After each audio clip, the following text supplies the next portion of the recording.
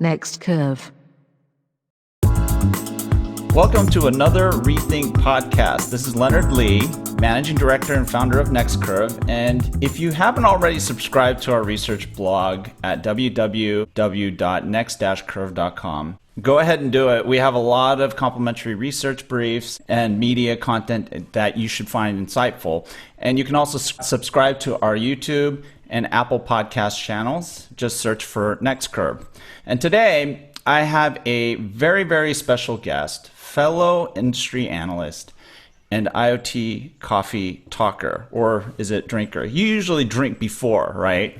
Yes, because it's Pacific time. I'm already down a cup. Yeah, there you go. Stephanie Atkinson of Compass Intelligent.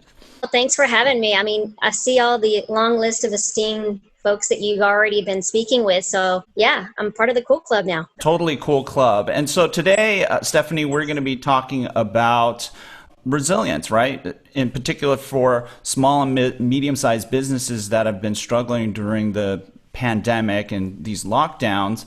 And what I wanted to do really quickly is allow you to have a moment to plug your research firm and some of the great stuff that you're doing. So if you don't mind. Just a little bit about Compass Intelligence. We are a little over 15 years old now. So, and when we started the practice, we were very heavily focused on size of business segmentation, looking at the technology market. So SMB has always been a mainstay of our research organization, especially as we start to dive into markets. And many of our customers, whether they're the large telco carriers or IoT companies, you know, it's one thing to look at the market holistically or globally or even nationwide, but when you start to segment the market and look at the various size of business and industry segmentation analysis, it just makes more sense and it's more contextual for the client.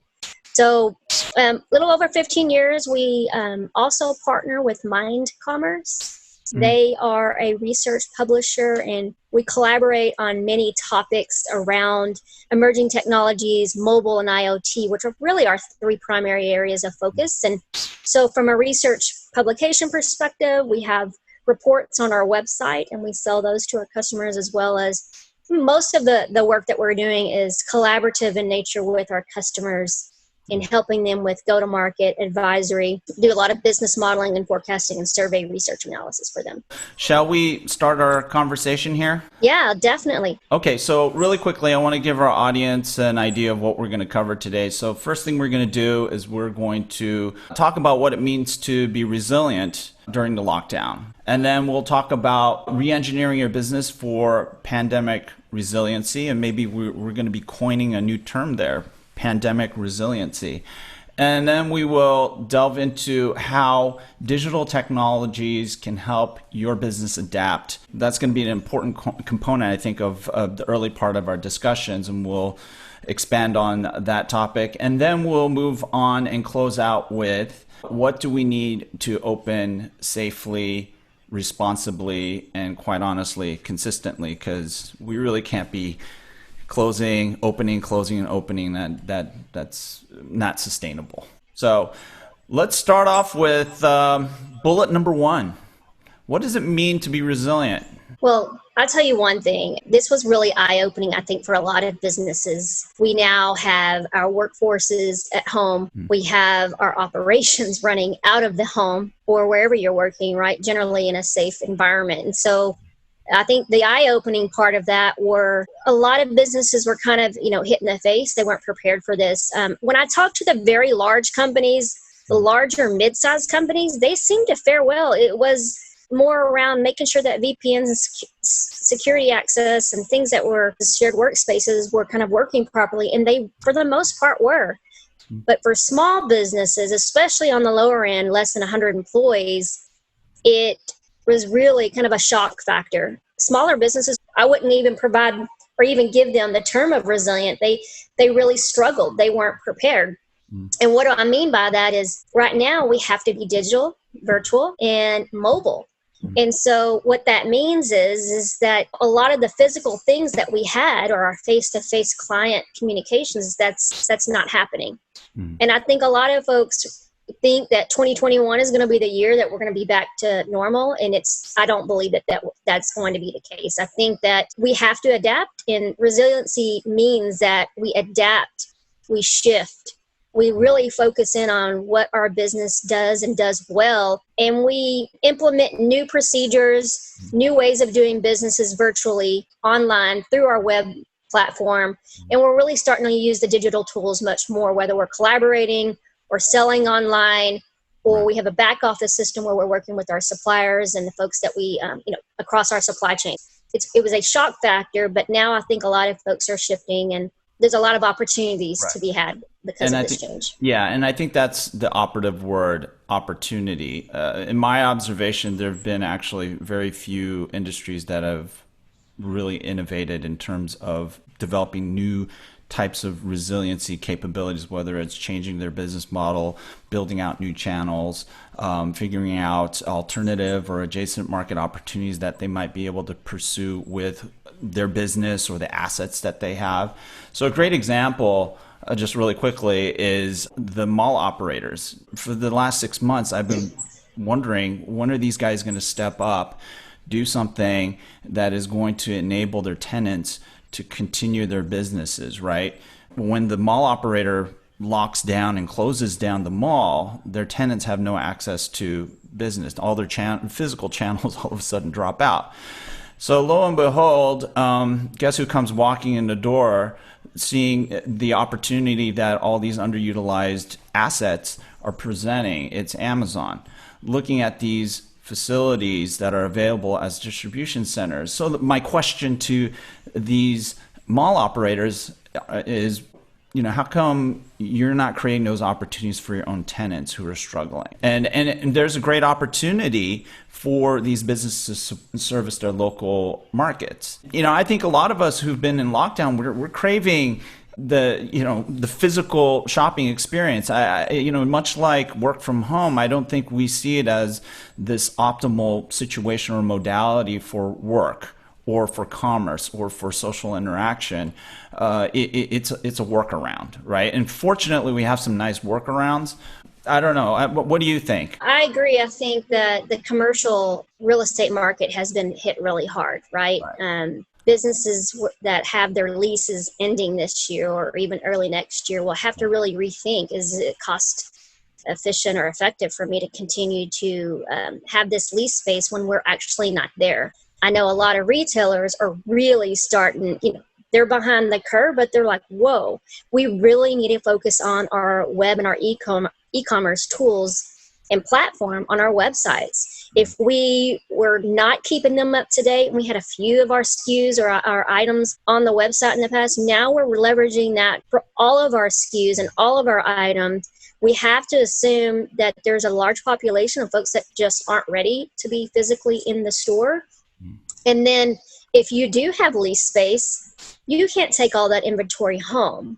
So maybe you do leverage or rework that lease space for your warehouse operations, maybe use a much larger space for storage and inventory management. There are other things that can be done, but the mall operator, I think that they're going to be challenged because the way most of those physical structures are set up, where it's more foot traffic in the whole front, and then the inventory piece in the back is usually a much smaller piece of real estate, and they're moving inventory quickly. That may not be the case. For folks that are really running all of their mall operations from their home, and they're not actually opening up or going back into the store. I know here in Texas, a lot of the malls are open, right? But they also are assuming that a lot of their transactions and their sales are actually happening online, or they're shopping and looking for things and maybe doing pickups. So there's a shift of services, either completely online, completely digital, or virtual. So they need to look and leverage digital tools and digital communications with their customers to make that easy for them, or curbside or pickup. They might shop online, but they might drive out to that store, but they don't want to stay in the store that long. They want to pick up their merchandise. And that's for people that are local, that want to have access to those items immediately or within the same day or next day. So maybe what we can do is move on to our next bullet point here, which is re-engineering your business for pandemic resiliency. So we've talked about the channels, maybe selling online, looking at different ways that you can engage with your customers through things like curbside pickup and what have you. What are some of your thoughts on some basic principles or fundamental principles of re-engineering your business during this time? Maybe you can cite some of the big gaps that you see out there, and I'll share some of my observations as well. And I think that really inventorying your industry, what tools are available right now. I like to think about a lot of things online, digital, virtual, mobile, right? That's a big theme. I like to think about the industry specifically. Let's take salon owners, for example. There are companies out there that are not only doing things very well with point of sale systems, but they are also leveraging and using appointment reminders and mobile appointment scheduling and the use of text, SMS, to remind their customers of when their appointment is and confirming and scheduling. So we are pushing all of our mobile platforms even more than we have in the past. If we're a company that's now operating primarily virtually, we need to maybe take a step back and start to inventory all of those mobile, virtual, digital tools that are out there and they're available. Maybe they're for customer service. Maybe they're for troubleshooting. Maybe they're for curbside delivery, right? There's a lot of delivery apps out there now. Text CRM systems that are based on SMS or text messaging that are automated, that provide a lot more customer care. So there's all of these things that are out there, and a lot of these tools are available maybe across industry, but very specific companies that are doing big things for specific industries that you probably haven't looked at in the past as a small business owner, but you should be. And one of the things that we're doing, I recently launched VMark, and it's a marketing and brand agency, and we do websites, marketing, but we're also adding kind of a list of digital companies that are providing mobile tools and mobile apps and digital tools for small business. So salon owners, retailers, boutiques, professional services companies. There's a lot of really cool things that are out there, but do you know about them? Is there a landing place for that? Can you explore them? Can you sort through them and figure out what might be best for your company? I think one of the things that I'm taking away from what you just said is that to be able to develop these digital capabilities, digital channels, these things can be deployed fairly quickly, and they should be used to complement whatever types of, let's say, combined offline, online, or virtual, physical opportunities that you might be able to pursue in figuring out how do I put together some resiliency, or at least make my business more resilient and adaptable in these times. One of the things that I think is important for companies to do is start to look at their assets and come up with creative ways to monetize it. It's like literally taking steps back and looking at, as one of our friends always says, first principles of your business. And then a great example is a gym. Right now, gyms are going bankrupt. It's a horrible time for them. They have these assets that are sitting there basically wasting away. But I think there's some opportunities that they could pursue that they might not be thinking of or considering. And for one, I'm a gym member. I have a personal training program that I subscribe to and paid a lot of money for, yet I'm not able to, I may never see the services delivered because the gym may go bankrupt. But one of the things that I'm very interested in is getting that personal training delivered virtually. And so maybe using this real estate as a studio, a remote, let's say, personal training studio where you can record or have a virtual session with your clientele, whether it's an individual or groups, right? And then you have all these spin cycles sitting there in storage. And right now, honestly, it's impossible to find weights. So I'm gaining weight here, getting flabby because I didn't go to Costco and buy this little rack of weights that I saw at one of the stores. And the reason why I didn't pick it up is it was too heavy. It was like 200 pounds. I'm not going to lift 200 pounds and put in my SUV.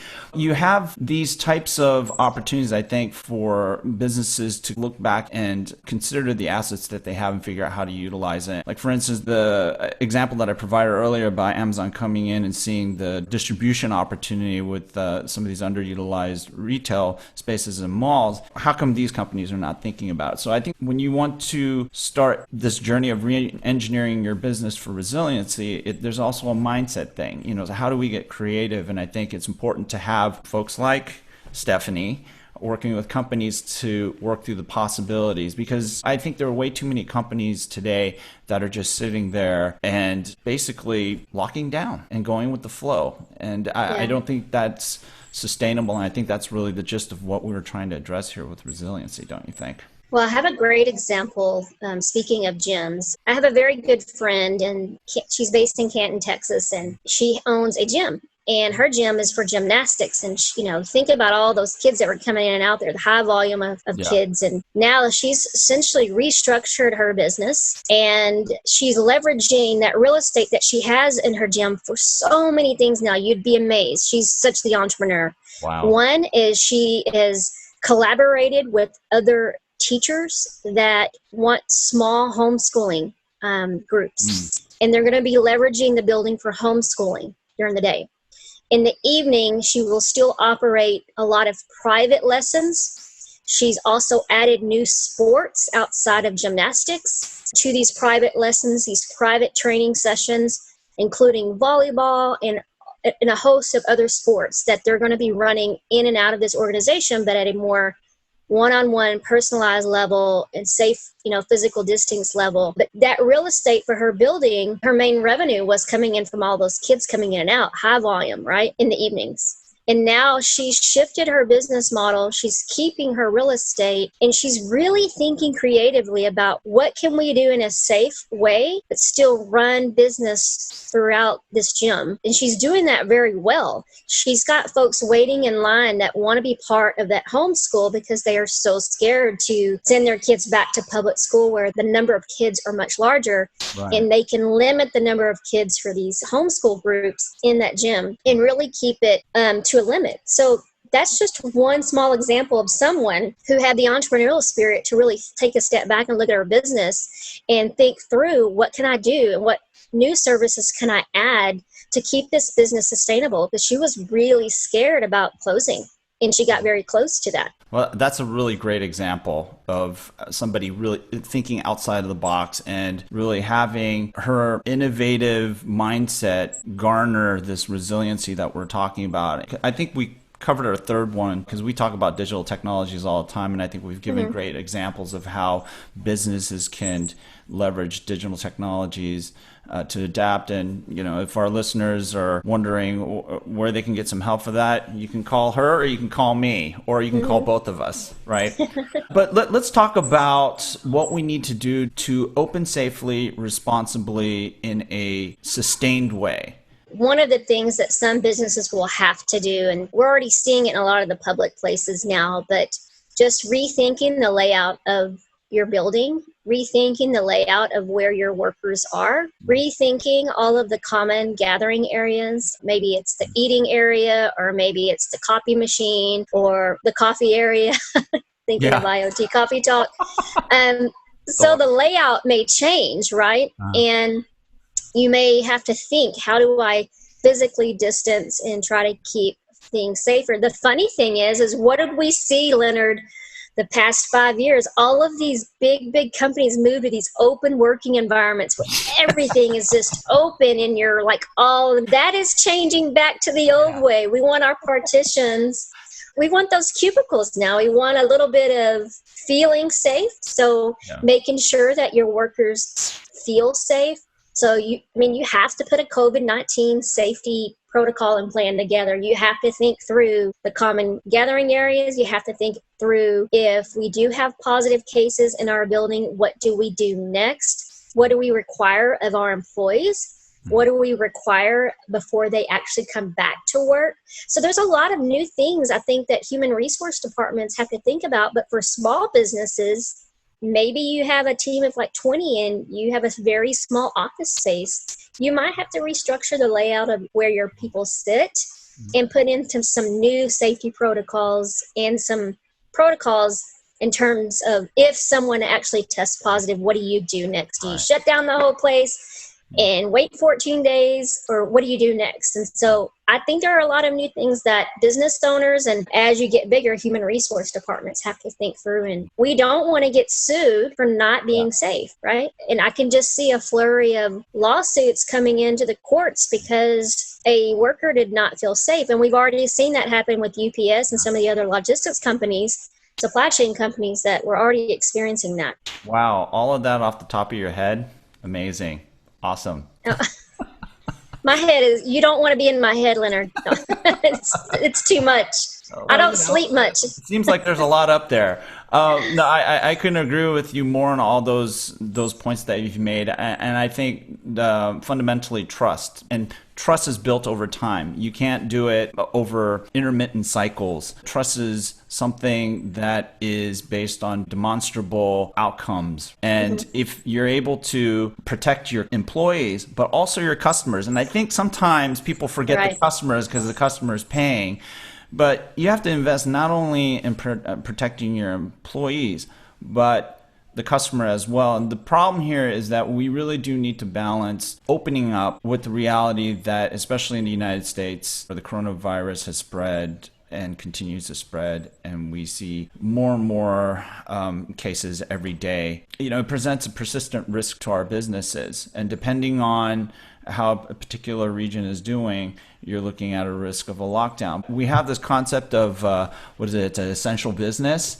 I don't know how they came up with that definition, because we have some businesses that are don't seem all that essential, but are deemed essential. I think that companies and industries that are designated as non-essential can do a lot to not only come up with these models for resilience in these pandemic times, and that would include a lot, if not all of the things that you just outlined, Stephanie, but to be able to then lobby, if you will, and I know that's a bad word, but that's literally what you have to do, educate the policymakers that this is what we're doing. This is how we're pivoting and adapting, and making that sort of a standard. And then maybe even inviting regulations, because it only takes one bad apple to ruin the bunch. Continue the spread, which is not what we want. I mean, we need to solve this and slow the spread, right? Kill the curve. I agree. And I think maybe we need to think like some of the school districts are. They have Plan A, Plan B, Plan C. They have hybrid programs where you're alternating groups who do come into the school building. Maybe some workers, some workplaces might have to think about a staggered plan for worker access. At the school where my children go to is a private school. They also have one way in and one way out to limit the friction of kids going in all these places. So you just got to think about your foot traffic for your workers, your foot traffic for your customers. Maybe you have a plan. If it closes down, what do we do? If we're going to be completely at home, what do we do? If we're going to have this staggered hybrid approach where some are in the office, some aren't, and maybe even just like the government did, we have an essential workers plan where there's only certain essential workers that need to be in the office. The rest can work from home full time. I mean, there are companies now that this was the biggest test case in history for work from home. That survey is done. We know what's working and what's not working. And some companies were like, whoa, they never had work from home employees. And now they're like, we have a good amount of productivity taking place now. Let's stick with it. Let's do it. So they might have to, reduce their lease space and their operational investment costs, and maybe invest more in their employees' connectivity and the tools they're using at home. So I think what you just outlined is a resiliency plan, right? A number of options of how you would adapt in responding to different changing situations that could happen over time, going beyond what we typically do with a business continuity plan, right? I think that's a really important point. I think that's a very important point that you're describing. So, Stephanie, wow, this was really fun. We are going to do it again, I know, and we're talking to each other every week on IoT Coffee Talk. So I want to thank you again for joining. It was an absolute pleasure having you. Great chat. And looking forward to having you on again. And once again, to our listeners, check her company out at www.compassintelligence.com. Check out her new venture, which is VMark. She's out there to help small, medium-sized businesses that want to figure out how to survive in these trying times. And to our listeners, thank you for joining us. Please subscribe to our YouTube channel and our Apple Podcast channel. We'll be featuring this episode there, and visit us at www.next-curve.com. And until next time, be safe and stay healthy. Thanks, Stephanie. Thank you. Have a good one. Visit us at www.next-curve.com.